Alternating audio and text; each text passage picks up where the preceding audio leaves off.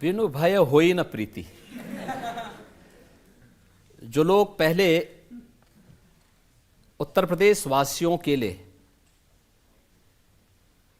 भय के प्रतीक बने थे, तो हमारा संकल्प था ही शुरू से। भगवान राम ने जो बात कही थी, निस्सरहीन करो मही भुज उठाए प्रण कीन, तो हम तो राम भक्त हैं, तो यही तो हम भी करेंगे। जो ये निस्सर पापी हैं, जो गरीबों को, व्यापारियों को, बेटियों को, सामान्य नागरिकों को, राह चलते हुए नागरिकों की सुरक्षा के लिए खतरे बने हुए हैं, इनके लिए हमें एक ऐसा एटमॉस्फेयर तैयार करना ही होगा। कर दिया। लोग कहते हैं नो बेल नो जेल, सीधा प्रभु से मेल। देखिए, दोनों चीजें एक साथ चलनी चाहिए। मैंने कहा ना कि मैं राम भक्त हूं, तो अयोध्या में रामलला विराजमान हों, तो ऐसे लोगों की राम नाम सत्य है की यात्रा भी तो निकलनी चाहिए।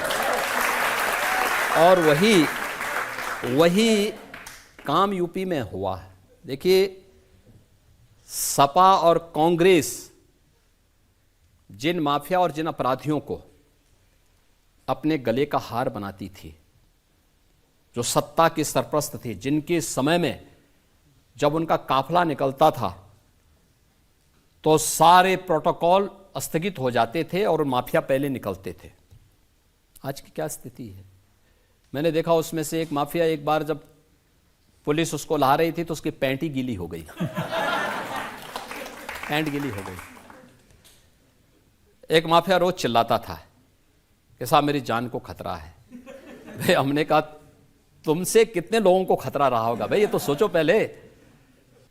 देखिए, बहुत जल्दी अब ये लेटेस्ट केस मुख्तार अंसारी का है, जिसके बारे में समाजवादी पार्टी के लोग कह रहे हैं कि उनको जेल में जहर दे के मार दिया। भाई, मरना तो था ही।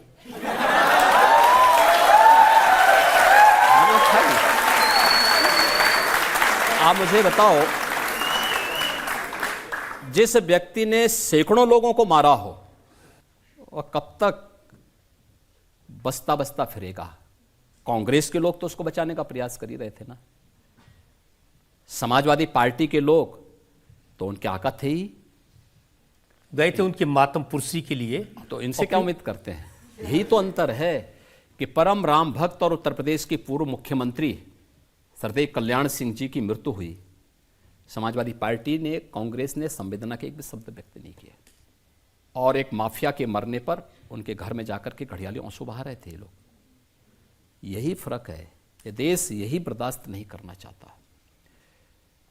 अभी तो हमने माफियाओं को कार्रवाई की है। बहुत शीघ्र 4 जून के बाद एक निश्चित तिथि तय करेंगे, उत्तर प्रदेश को माफिया से पूरी तरह मुक्त हो गया इसकी घोषणा करेंगे।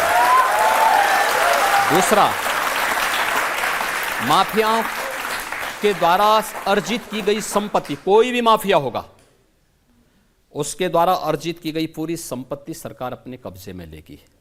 हमने प्रयागराज से शुरुआत कर दी है। प्रयागराज में माफिया अतीक अहमद की एक संपत्ति को, जिसने अवैध रूप से कब्जा की थी, हमने वापस ली, और हमारा जो नया यंत्र है जिससे कांग्रेस और सपा बहुत भयभीत है, उस बुलडोजर से सफाई करवाई।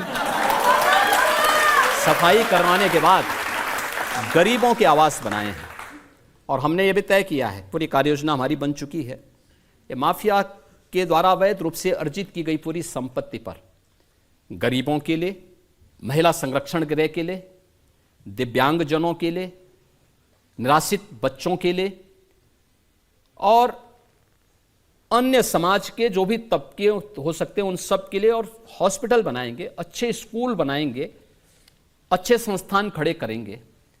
लेकिन माफिया यूपी के अंदर मिट्टी में मिल चुका है, और आगे माफिया को पनपने नहीं देंगे, ये हमारा संकल्प है। और इनके द्वारा अर्जित की गई, पहले चरण में इनकी और दूसरे चरण में इनके गुर्गों की भी जितनी संपत्ति होगी। देखिए, एक समाजवादी पार्टी के उम्मीदवार हैं जियाउर रहमान, वो बर्क साहब के ग्रैंडसन हैं।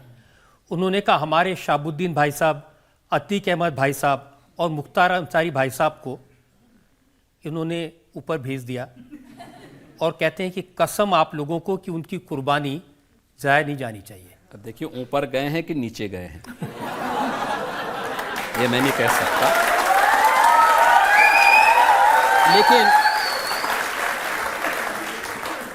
लेकिन देखो किसी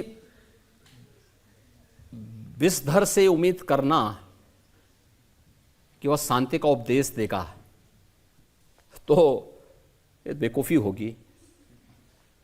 इसका खानदानी उपदेश है, वो अपने खानदानी उपदेश को और अपने खानदानी विरासत को आगे बढ़ा रहे हैं, लेकिन इस बात संबल में भी हिसाब हो जाएगा।